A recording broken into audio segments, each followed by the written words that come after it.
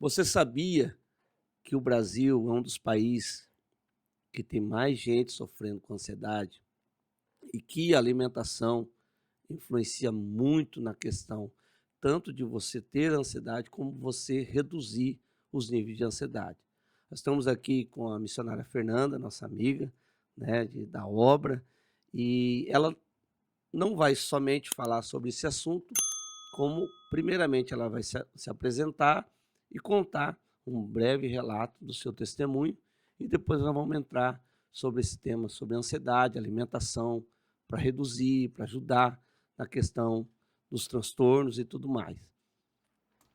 Boa noite, pessoal. Boa noite, Pastor Hélio. Para mim é uma alegria muito grande estar aqui com o senhor, podendo estrear, né? Conversa com o Pastor Hélio Santana. Sei que diversos outros convidados serão e vai ser um canal que vai abençoar a vida de muitas pessoas.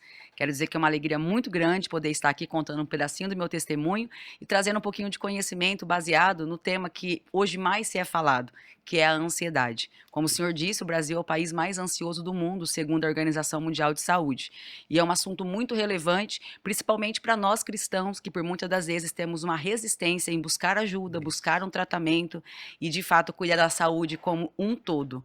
Eu quero ler um versículo bíblico aqui, que está no livro de 1 Coríntios, capítulo 6, versículo 19, que diz assim: 1 Coríntios, capítulo 6, versículo 19. Acaso não sabem que o corpo de vocês é santuário do Espírito Santo, que habita em vocês, que lhe foi dado por Deus, e que vocês não são de si mesmos? Vocês foram comprados por alto preço. Portanto, glorifiquem a Deus com o seu próprio corpo. Diante desse versículo bíblico, eu quero contar para vocês um pouquinho do meu testemunho, que há mais ou menos uns 13 anos atrás, eu sofria de depressão, tive um quadro depressivo muito intenso, já conhecia o Senhor, já servia a Jesus, mas esse quadro depressivo, ele me levou a uma compulsão alimentar, aonde eu cheguei ao sobrepeso de 162 quilos, aonde eu me tornei uma pessoa compulsiva pela comida. Já conhecia Jesus, já pregava a palavra, já estava dentro da igreja, mas era algo que eu não tinha controle. É para você ver que hoje os preconceitos, o crente não entra em depressão. A gente encontra muito isso. Muitas pessoas falam assim, eu trabalho muito com a área de libertação, as pessoas tipo, acham assim que a gente vai orar e vai ser um demônio da pessoa e a depressão vai embora. Nem tudo é o demônio, Sim. né? Pode prosseguir. Eu sempre digo que existe a opressão e a depressão. A Uhum. opressão é algo que realmente é espiritual, maligno, mas a depressão, ela tem várias condições, ela tem vários porquês, né? A depressão tem vários fatores, ela é multifatorial. Tanto ela é genética, como ela é social, como ela pode ser também desencadeada por problemas financeiros, problemas no casamento, por alterações hormonais, por alterações de vitamina. Então a depressão é multifatorial, assim também como a ansiedade. E por conta disso, nós entendemos hoje que a igreja ela tem aberto as portas para esse conhecimento, Graças a para esse Deus. aprendizado, assim como o Senhor tem se preocupado constantemente em conscientizar, né, os fiéis, os servos do Senhor, de cuidar do corpo, da alma e também da mente. E é uma alegria grande a gente estar aqui. E aí, depois disso, conhecendo, busquei ajuda terapêutica, busquei ajuda psiquiátrica, passei pelo processo da medicação, passei por um período, né? Tudo foi assim uma sequência de fatores, como eu disse. O meu adoecimento, eu vim de um histórico de uso de drogas, de uso de álcool, e ao me converter, eu troquei a compulsão pela comida. Então, eu continuei sendo uma dependente. E foi necessário intervenção médica, foi necessária intervenção terapêutica, e a partir daí eu me apaixonei, né, por essa profissão tão maravilhosa que é o de acolher, de ouvir, de ajudar, de direcionar, e passei a estudar e a buscar conhecimento para mim mesmo, para que eu pudesse permanecer em tratamento, Que permanecer bom. É conseguindo muito bom. lidar com as minhas emoções. E a partir daí eu me apaixonei, e a partir dessa paixão eu decidi estudar, e hoje estou Maravilha. aqui já há 5 anos atuando, ajudando pessoas diariamente. O meu público hoje, né, dos meus pacientes, ele é 100% evangélico.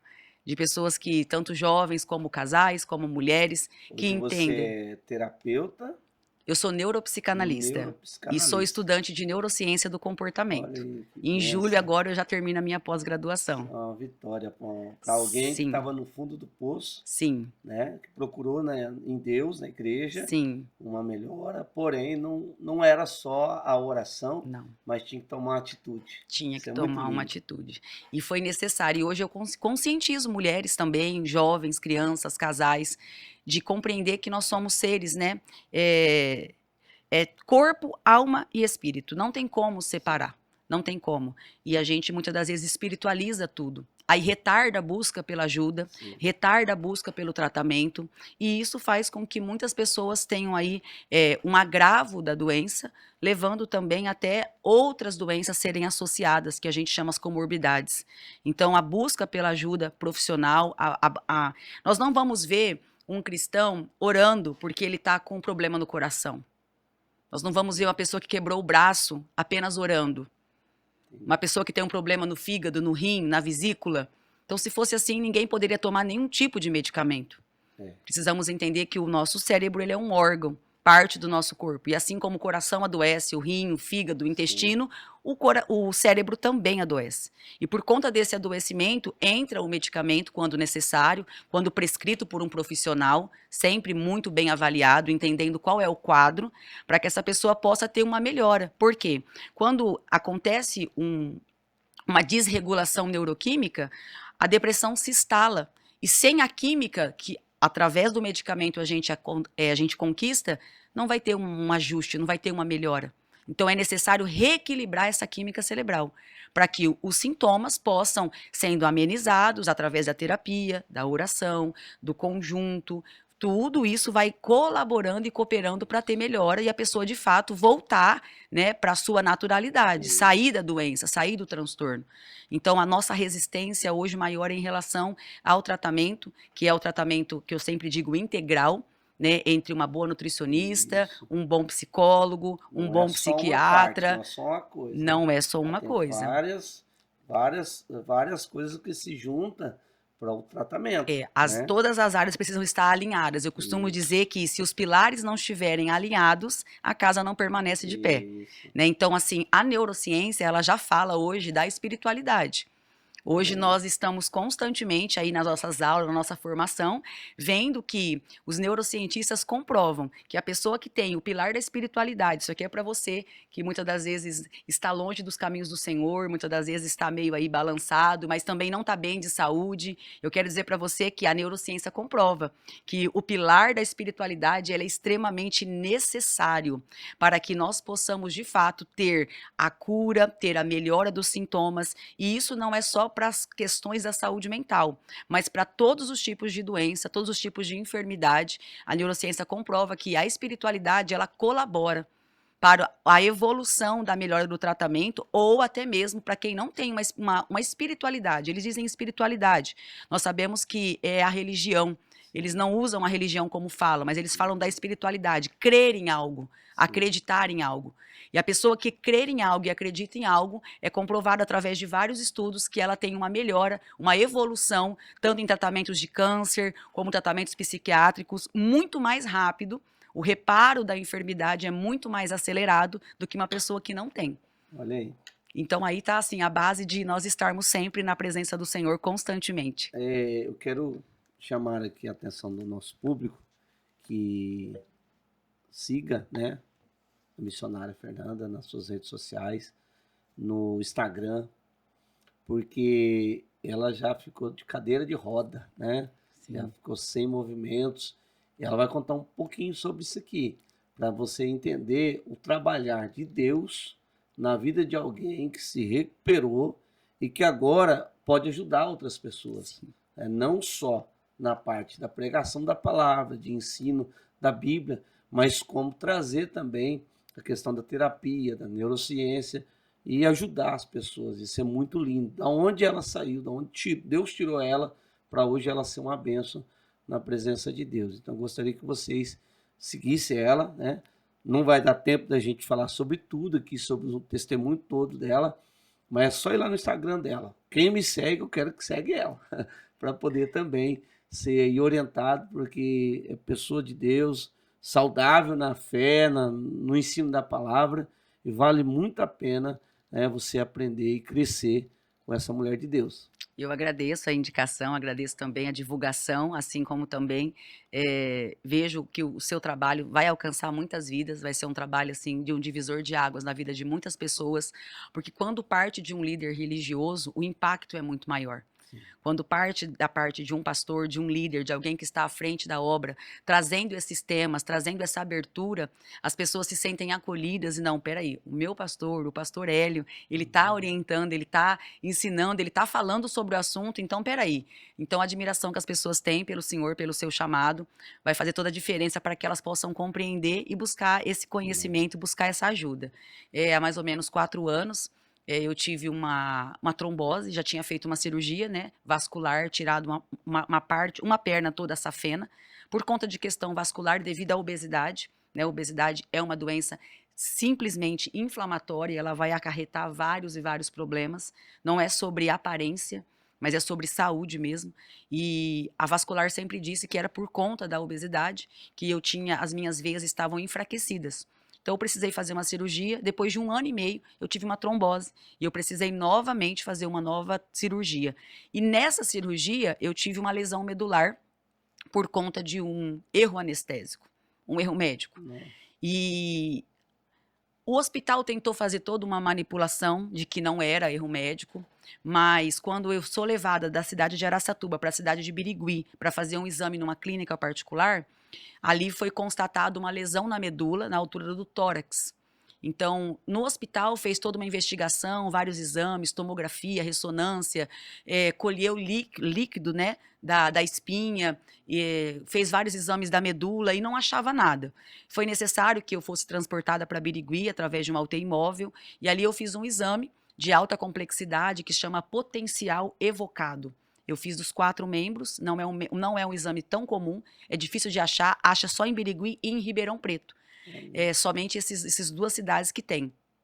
Depois, quando eu saí do hospital, também eu fiz a eletroneuromiografia, que também comprovou a falta de condução motora do tórax para baixo e a falta da condução sensitiva. Então, não tinha condução motora e não tinha condução sensitiva. E, diante disso, aí eu saí do hospital com um laudo médico, um diagnóstico de paraplegia. Né? E para a medicina, irreversível. Os médicos chegaram... Mas paralisou mesmo. Paralisou. Baixo.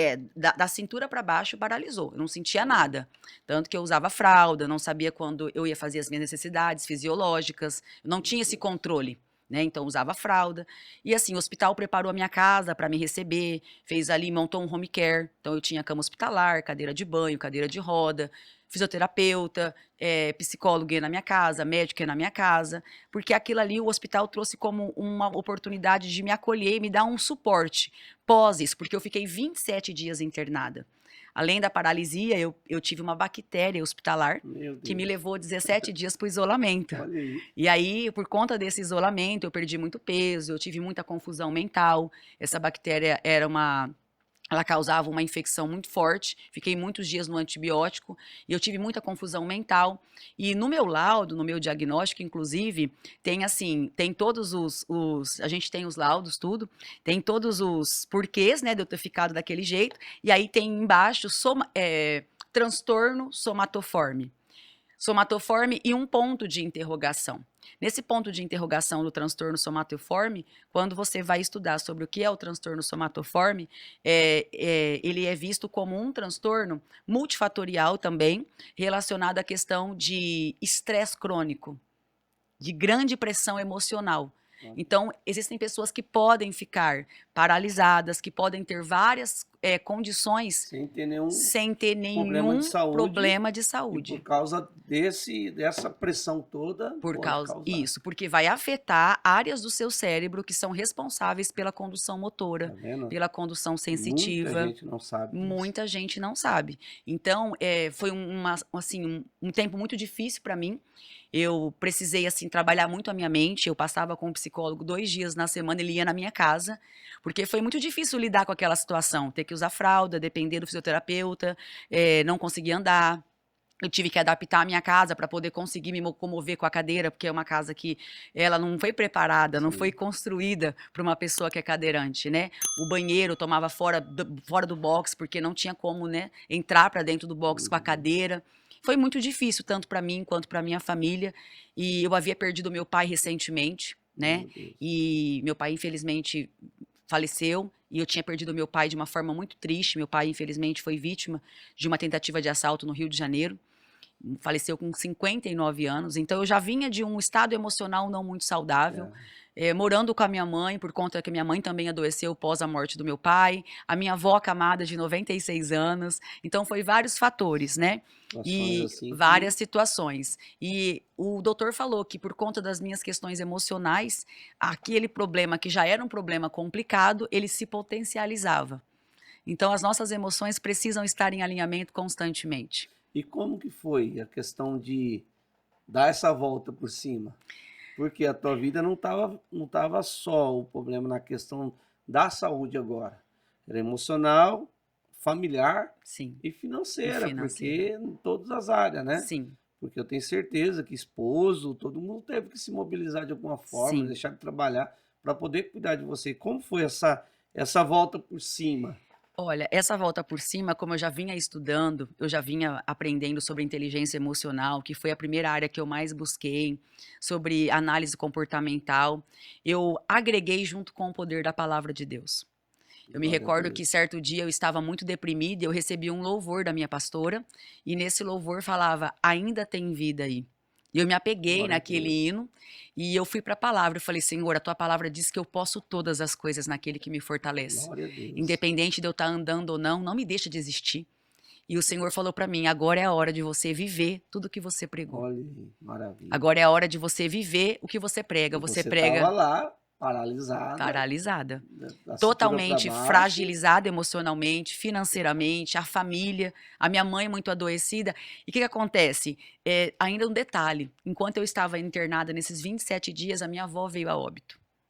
A Também, minha avó veio a óbito meu Deus. e não tivemos como, eu não tive como vê-la, né? Porque eu estava hospitalizada numa, numa sala, num quarto, onde eu estava isolada por conta da bactéria. Então, assim, eu perdi a minha avó no dia 5 de setembro, eu tive alta só no dia 27. A minha mãe e o meu filho precisou fazer todos os trâmites. Então, quando eu voltei para casa, a gente tinha acabado de sepultar a minha avó. A minha mãe adoecida não estava conseguindo trabalhar no buffet, fazer as coisas dela. Era final de pandemia, a gente estava acabando de passar o processo da pandemia. As coisas ainda não tinham voltado ao Olha normal. aí. O meu esposo já estava já há quase 1 ano e meio afastado, sem receber do INSS. Meu Deus. Então, foi um período muito difícil, aonde Nitidamente no fundo do no poço. fundo, no vale de ossos secos, sequíssimos, e foi necessário profetizar. Olha E o aí. Senhor falou para mim: enquanto você estiver no altar, eu te curo. Enquanto você fizer a minha obra, eu te mantenho de pé. E jamais eu imaginei, de verdade, não passou pela minha cabeça, que seria tão rápido. Que seria assim, em menos de 28 dias, eu pregando em várias cidades, tem vários vídeos Você na ainda minha. ministrava Ministrando. de cadeira de Na roda. verdade, eu não queria ir. A verdade é essa, né? Inicialmente, eu relutei muito. E Deus falou para mim: agora é a hora de você pregar, você viver tudo que você pregou. Você pregou que eu curo, pregou que eu liberto, pregou que eu opero milagre. Agora é a hora de você viver isso. E é tão fácil pregar, é tão fácil a gente conseguir dizer que Deus faz, que Deus opera, que Deus faz maravilha. Mas quando nós somos provados, aí que é a grande dificuldade. E foi nessa provação que eu pude experimentar verdadeiramente que eu não só prego o Deus que cura, eu vivo o Deus que cura. Oh, glória. Eu não só prego o Deus que opera milagre, que a medicina não tem como explicar. Eu vivi isso e vivo isso todos os Mas dias. pode louvar que louvou. Sou um milagre, Sou estou um aqui. milagre, estou aqui. E diante disso, eu continuei pregando, né? Fui impulsionada por Deus, pelos meus pastores também. Foram assim canais de bênção para me motivar.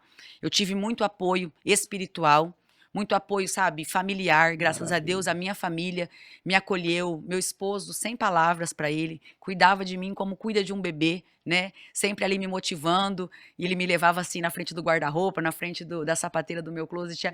Qual roupa você vai colocar? Coloca a roupa mais bonita que você tem. E ele sempre ali me E esse motivando. apoio foi Esse apoio foi essencial. fundamental, né? Eu falo que sem a ajuda deles, e principalmente do meu esposo, eu não conseguiria. Que Eu não maravilha. conseguiria ter a mentalidade que eu tive, manter as minhas emoções tão equilibradas como eu consegui manter. Porque eu tinha alguém ali para ser ali, como eu posso dizer, o meu equilíbrio. A minha ajuda Isso. constante. Então eu louvo a Deus pela vida do meu esposo, que foi um guerreiro e é um Maravilha. guerreiro constantemente ao meu lado. Continua ainda nessa batalha. Sim, companheiro fiel. E diante disso, eu continuei pregando. E na cidade de Valparaíso, no estado de São Paulo, a Igreja O Brasil para Cristo, do pastor Manuel Messias, que é o pastor de todo o campo, de 13 igrejas e 13 cidades vizinhas, Deus usou a vida do filho dele de 13 anos, do Helwell, Olha, uma criança. para orar pelas minhas pernas. E tem um testemunho muito forte nas redes sociais, porque no dia do milagre, o pastor, quando aconteceu o milagre, que Deus fez o milagre, que eu me levantei, eu estava já quase 13 quilos mais magra, com fraqueza muscular, tendo vários espasmos, tomando remédio para espasmo, tomando gabapentina, porque eu tinha, era gelada as minhas pernas, e eu não sentia ela formigar, mas era como se eu sentisse os meus músculos daqui da parte das costas retraído. E a neuro pegou e passou gabapentina, vários remédios, né, para ajudar nos espasmos.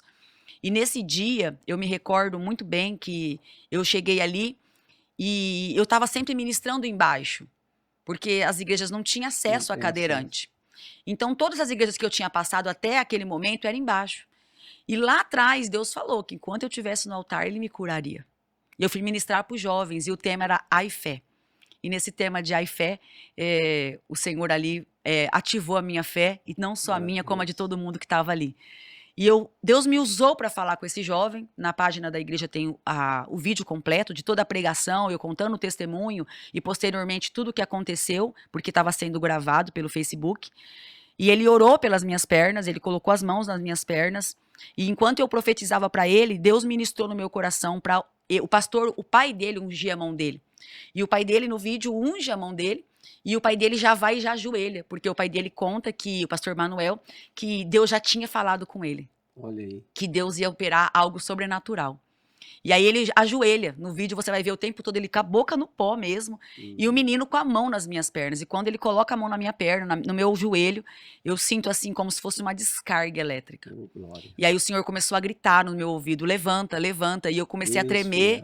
E eu não conseguia levantar, porque eu fiquei sem reação. Foi algo muito impactante. Que todas as vezes que eu falo, eu me emociono. E aí eu chamo o meu esposo no vídeo para ele poder me ajudar. E ele vai, ele pega na minha cintura, o Helwell me pega pela mão e ele falava, levanta. E aí eu levanto e eu sinto as minhas pernas e eu fico de pé para a glória de Deus. O meu fisioterapeuta, que é o Renan Vieira, que hoje está nos Estados Unidos, está atuando lá. Ele colocava choques na minha perna durante a fisioterapia, que se ele relasse a mão na minha perna, ele caía para trás sentado. Tem os vídeos, tem as fotos. De tanto que eu não tinha nenhuma condução, nenhuma sensibilidade. Então ele colocava ali o choque ligado no aparelho, no máximo. E ele falava, você não tá sentindo nada? Eu falava, não tô sentindo nada. E certo dia ele colocou, quando ele colocou a mão na minha perna, ele caiu para trás sentado. Tamanha era a intensidade do choque, né? Para poder estimular. E não tinha nenhum estímulo. E nesse dia, quando ele colocou a mão e ele orou, eu senti como se fosse um choque mesmo. E aí eu comecei a sentir a minha perna formigar, e eu comecei a tremer muito. E eu falei, o que está acontecendo na minha mente? E Deus falava, você não pediu cura?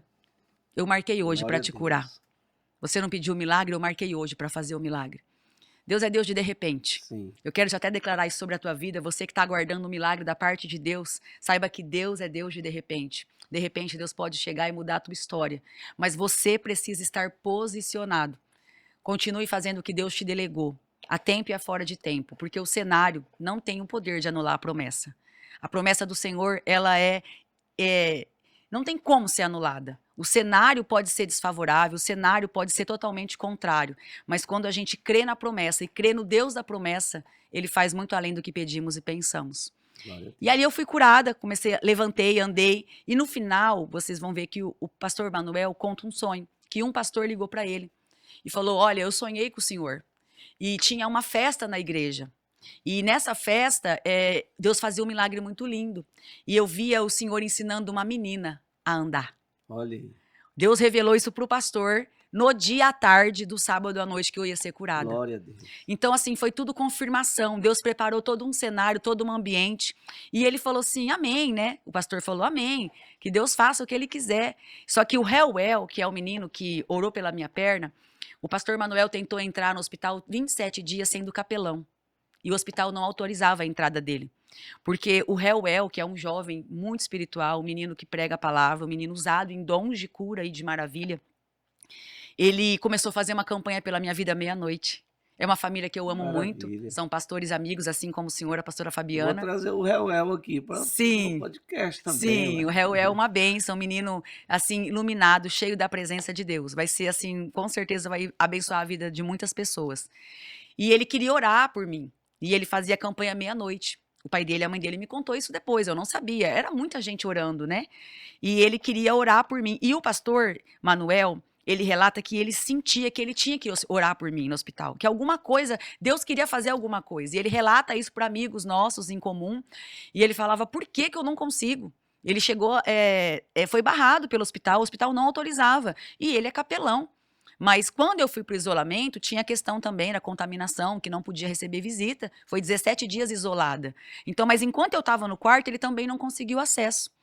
E a gente não conseguia entender por que que ele não conseguia acessar. Chegamos a questionar a secretaria, o pessoal lá da portaria do hospital da Unimed, e não tinha porquê. Não, não pode, não pode, não pode. Mas Deus queria operar um milagre. E Deus já tinha ministrado no coração deles. E o senhor vê, eu tinha ministrado nesse mês, na cadeira de roda, em 17 igrejas Olha diferentes. aí, no mês. No mês. 17 igrejas, 17 cidades, né? Algumas em Araçatuba, outras das cidades vizinhas. E na sexta-feira eu estava em Barbosa, tem até fotos no meu Instagram. E Deus usou uma irmã para ungir a planta do meu pé. Uma senhorinha.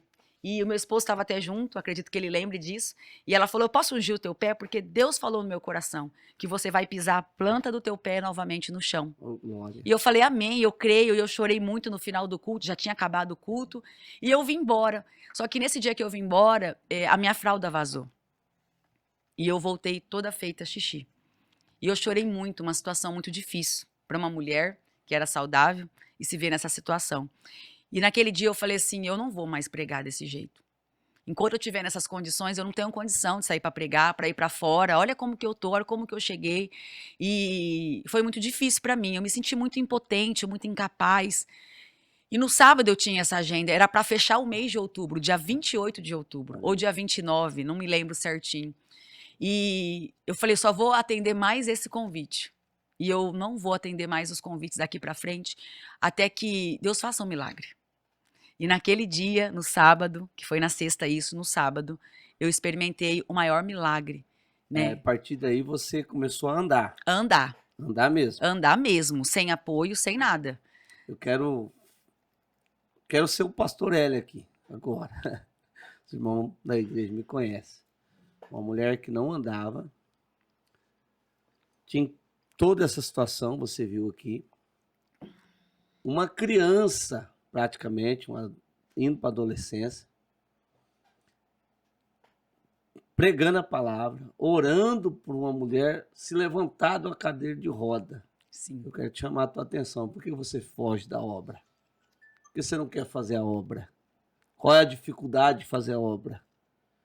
Porque para muitas pessoas coloca muitas questões para impedimento, né? Para não fazer a obra. A nossa irmã está dizendo que num mês ela foi para 17 igrejas pregar a palavra, chegou numa igreja onde tinha um jovem, né, de criança para adolescência, que estava orando ali por ela. Fazendo o que campanha. te impede de fazer a obra? Nós vamos voltar de novo. Nós vamos marcar outro dia, né, para a missionária voltar, para dar o prosseguimento aqui do nosso podcast, falar a respeito da alimentação, né, do que nós começamos a falar, na influência da alimentação na questão da saúde mental e tudo mais. E hoje nós vamos ficar por aqui, mas nós vamos voltar para orientar você. Gostaria que ela fizesse aqui uma consideração final, né? Sim. Para nosso público aí Nós, assim ficar como com saudade do próximo vídeo. Assim como o pastor Hélio disse, né? Eu recebo diariamente mensagens no meu Instagram, no meu direct, de pessoas dizendo que, ao acompanhar a minha vida, acompanhar a minha trajetória, se sentem impulsionadas em serem pessoas, né, mais dedicadas, mais prontas a servir. E, verdadeiramente, a partir do momento que eu me converti, porque eu não nasci no berço evangélico, eu me apaixonei por Jesus. E eu fiz um propósito, um voto com ele, né, até que ele venha.